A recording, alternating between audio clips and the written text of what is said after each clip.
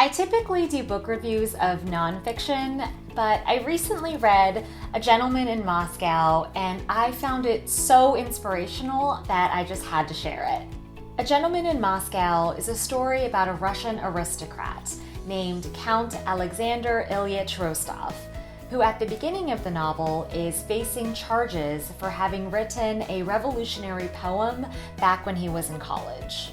Because the Count has friends in high places, the Bolsheviks spare him from death, and instead, his punishment is to be placed under house arrest in the luxurious Metropole Hotel, where he lives for the next 30 years. Now, you might be thinking that being forced to live in a luxury hotel for the rest of your life does not sound like much of a punishment, which is what I thought. And that reading a story that takes place entirely in one location doesn't sound very interesting, which is also what I thought. But that's a testament to what a masterful storyteller the author is. He not only makes his unlikely protagonist so endearing and lovable, but he vividly brings to life the world within the Metropole Hotel, such that you never feel bored or claustrophobic. For me, this was one of the first lessons that the book made me reflect upon, this notion of what captivity really means.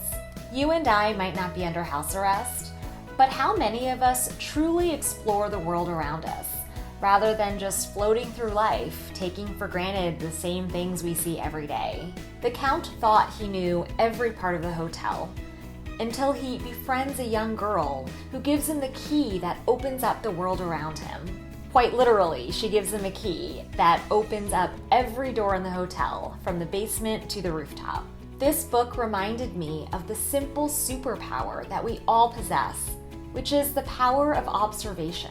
Your world, no matter where you are and how small it is only limited by your curiosity and your imagination.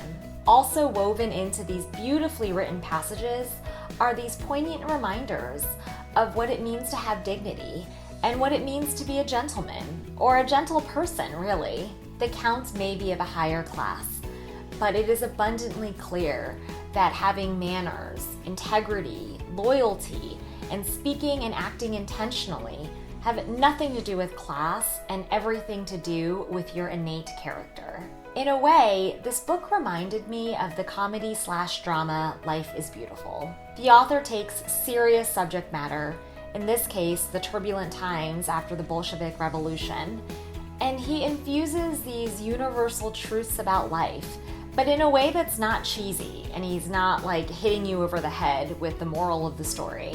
Because above everything else, it's just a great story.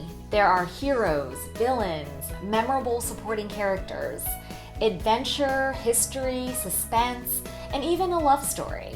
It's just that good. I can make a dozen more videos on different aspects of this book that I found inspiring.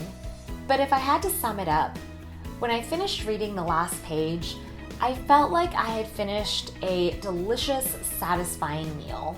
I felt content, happy, and ready to take a nap. And when I woke up from that nap, I was ready to live my life a little differently, which I think is a sign of a really inspirational book. So if you are in need of a great summer read and you want to feel inspired, I highly recommend that you check out A Gentleman in Moscow.